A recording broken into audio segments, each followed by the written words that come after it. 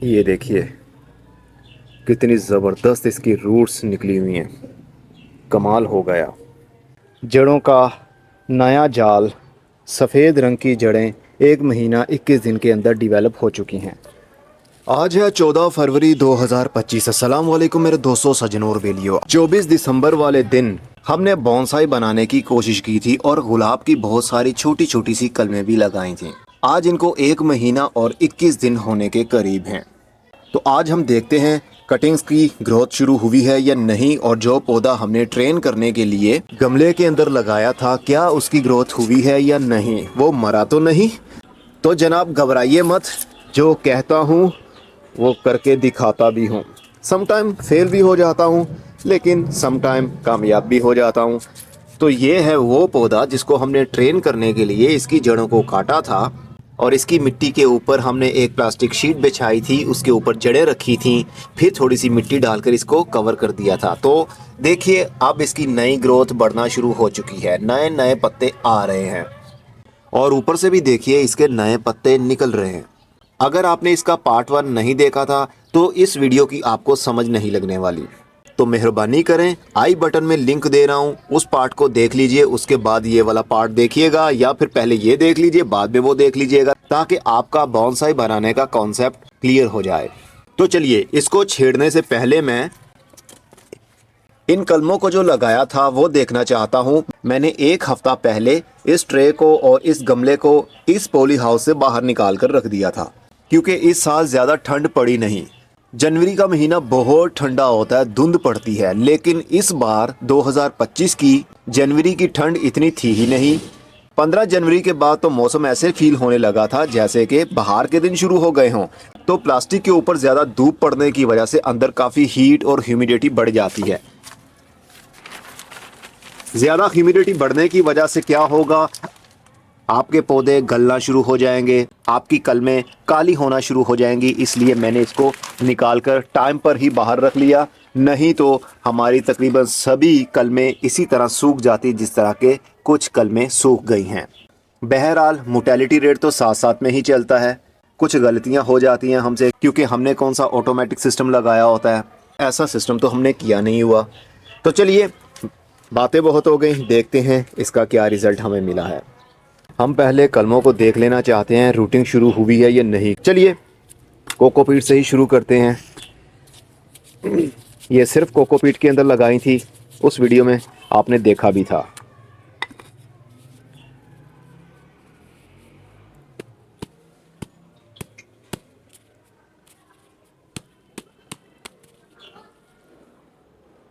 अरे वाह, ज़रा ये देखिए, जड़ें हैं ये तो। देखते हैं किसकी जड़ें हैं।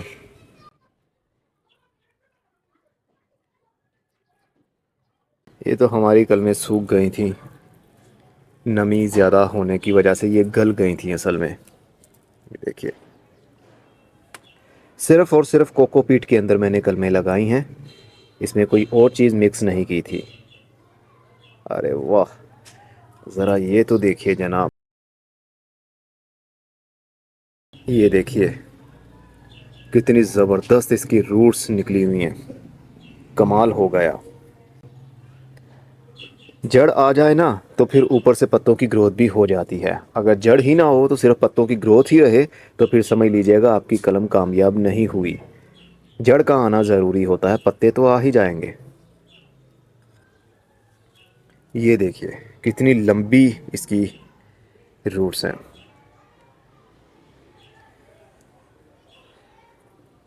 घबराइए मत, जो जो जड़ को हवा लग रही है ये फिर भी अपनी ग्रोथ बढ़ाएंगी, क्योंकि इन कलमों के अंदर काफ़ी विल पावर होती है। लेकिन अगर ज़्यादा देर के लिए इसको हवा लगती रही, मॉइस्चर कम हो गया, तो फिर ये सरवाइव नहीं कर पाएंगी।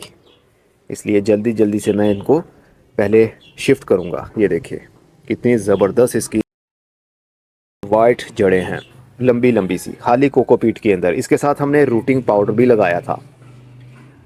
अभी ये कलम ज़िंदा तो है लेकिन कोई रूट इसकी नहीं निकली, इसके साथ निकल आई। तो रूटिंग पाउडर की वजह से भी काफ़ी हमें अच्छा रिज़ल्ट मिलता है। ये देखिए, चलिए इन सभी को अभी मैं कोकोपीट के अंदर दोबारा से दबा देता हूँ। देखिए कितनी ज़बरदस्त जड़ें हैं इनकी।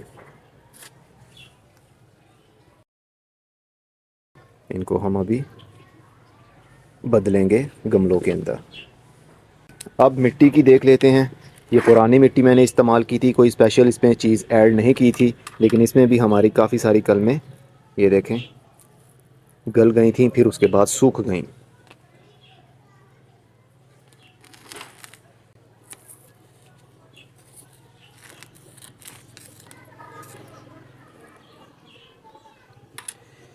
मिट्टी के अंदर अभी सही से इनकी जड़ें बन नहीं पाई हैं, लेकिन जड़ बन गई है।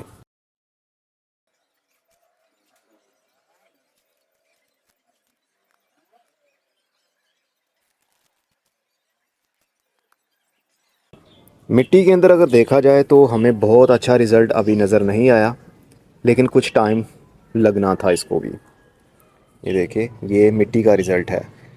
तो मिट्टी के अंदर ज़्यादा अच्छा रिज़ल्ट हमें नहीं मिला जितना हमें ओनली कोकोपीट के अंदर मिला है। तो चलिए इन कलमों को पहले मैं लगा लेता हूँ, उसके बाद अपने गुलाब के पौधे की रूट्स देखते हैं कैसी हैं। तो मैं इन कलमों को लगाने वाला हूँ 3-3 इंच के छोटे छोटे गमलों के अंदर। इनके अंदर आधी मिट्टी और आधी राइस हस्क ऐश यानी चावल के छिलके की काली राख मैंने मिक्स करके भर ली है। अब हम क्या करेंगे, एक एक कलम को लेंगे और इसमें सुराख करेंगे और इसमें लगाते जाएंगे। अभी इनके लिए ये छोटा सा गमला भी काफ़ी बड़ी स्पेस है, कम से कम 2-3 महीनों के लिए। उसके बाद इनकी रूट्स बाउंड होने लगेंगी, फिर हमें बड़ा गमला इनको देना पड़ेगा। बस जैसे ही कलम को मिट्टी में शिफ्ट करते हैं तो फ़ौरन हमने पानी देना है। पानी की कमी इस वक्त बिल्कुल नहीं होनी चाहिए, क्योंकि इनकी जड़ों को हवा लग चुकी है। ये पौधे स्ट्रेस में भी जा सकते हैं, इसलिए फौरी तौर पर हमने पानी देना है। और अब इसको रखते जाएंगे कुछ दिनों के लिए शेडी एरिया में, सिर्फ़ और सिर्फ 5 या 6 दिनों के लिए। उसके बाद इसको जहाँ पर भी रखना चाहें रख सकते हैं, बड़े गमले में लगाना चाहें या ज़मीन में लगाना चाहें, जहाँ पर भी रखें वहाँ पर इनकी ग्रोथ होगी। तो मैं इसी तरह सारी कलमें शिफ्ट कर लेता हूँ। तो मैंने सभी जो रूटेड कलमें थी उनको गमलों के अंदर लगा दिया है। अब हम काम करते हैं अपने गुलाब के पौधे पर। ये है वो जनाब गुलाब का पौधा जिसकी हमने रूट्स को काट दिया था और थोड़ी सी जड़ों को छोड़कर इस गमले के अंदर मिट्टी भर के इसके ऊपर एक प्लास्टिक की शीट बिछा कर उसके ऊपर जड़ों को बिछाया, फिर मिट्टी से इसको कवर कर दिया। और 1 महीना 21 दिन गुजर चुके 21 दिन हो चुके हैं। अब हम इनको निकालते हैं और इस पौधे को ट्रे के अंदर लगाएंगे। इस ट्रे के अंदर, ये छोटी सी ट्रे है, तकरीबन 1 या 1.5 इंच इसकी गहराई होगी और इसका डाया तकरीबन 8 इंच का होगा। तो छोटी सी ट्रे के अंदर हम लगा देंगे। ये देखिए जनाब, जड़ों का नया जाल, सफ़ेद रंग की जड़ें 1 महीना 21 दिन के अंदर डेवलप हो चुकी हैं। और ये रही वो सफ़ेद रंग की शीट। ये बिछाने का मकसद क्या था, अगर आपने पार्ट 1 देखा था तो आपको पता चल गया होगा, फिर भी बता देता हूँ। इसलिए बिछाई थी क्योंकि हमने इसको शैलो पॉट में शिफ्ट करने के लिए ट्रेन करना था। अगर मैं इसके नीचे ये बाउंड्री ना बनाता तो इसकी जड़ें यहाँ पर नहीं बल्कि लंबी लंबी सी मिट्टी के अंदर चली जाती, जैसा कि पार्ट 1 में हमने गमले में से निकाल कर काटा था उसको। तो अब ये ट्रे के हिसाब से मेंटेन हो चुकी हैं। अब शैलो पॉट में हम आराम से इसको शिफ्ट कर सकते हैं। अब जड़ों को हवा लगाने का फ़ायदा भी नहीं है। ये बना बनाया एक बाउल निकला है, इसको हम लगा देंगे उस ट्रे के अंदर। लेकिन उससे पहले इस पौधे को ऊपर से हमें काटना पड़ेगा। कैसे काटना है वो भी बताता हूँ। इस मिट्टी को हम निकाल लेते हैं बाहर। इसके नीचे सुराख हैं, 4 सुराख मैंने किए हुए हैं ताकि ड्रेनेज अच्छा बन जाए, ओवर वाटरिंग का ख़तरा ना रहे। अब इस पौधे को हम रखेंगे इस ट्रे के अंदर और ऊपर वाली मिट्टी सारी बराबर करके ट्रे में भर देंगे।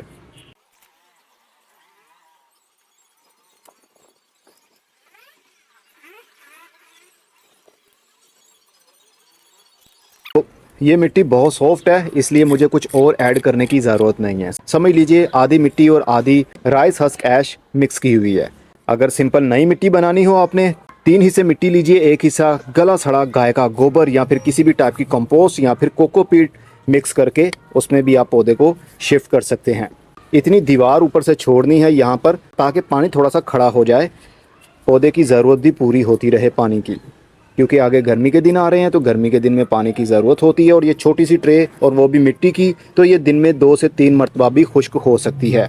लेकिन ये याद रखें, जब हमने इसको शैलो पॉट के अंदर यानी छोटी जगह पर पौधे को शिफ्ट कर दिया तो इसकी नई ग्रोथ बहुत स्लो हो जाएगी। समझ लीजिए जो पौधे ने 2 महीने के अंदर बढ़ना है बड़े गमले के अंदर या ज़मीन के अंदर, अब वो 1 से 1.5 साल के बाद बढ़ेगा इस छोटी सी जगह पर, क्योंकि उसकी जड़ों को नई जगह मिलेगी ही नहीं।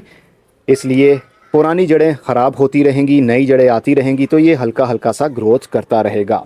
बोनसाई बनाया ही इसलिए जाता है ताकि उसको छोटे से गमले के अंदर काफ़ी टाइम तक एक जैसा ही दिखता रहे, इसीलिए तो उसको बोनसाई पौधा बनाया जाता है। चलिए, ये हमारा हो गया काम कंप्लीट और अब हम इसकी कटाई करेंगे। ये जो नई शूट निकल रही है ना, इसको भी हमें काटना पड़ेगा। ये नया पौधा हमें बिल्कुल नहीं चाहिए, इसको हम काट देंगे।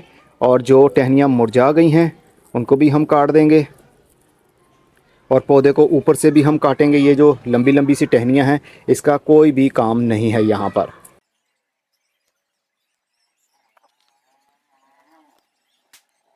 लीजिए, बस ये हमारा बन गया एक बोनसाई। मतलब बोनसाई तो नहीं कहेंगे, अभी तो ये बेचारा बिल्कुल छोटा सा है, इसका ट्रंक भी बिल्कुल छोटा सा है, बारीक सा है। ये जड़ें हैं ना, इसको भी हमें काटना पड़ेगा। ये वाली रहने देता हूँ क्योंकि ये टैप रूट बन रही है और इस मिट्टी के अंदर जा रही है, तो इसको मैं मिट्टी से और मज़ीद कवर कर देता हूँ।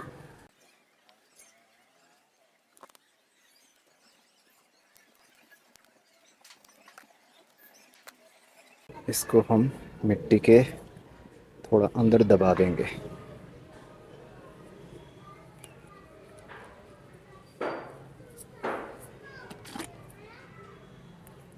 और नॉर्मल तरीके से हम पानी दे देंगे।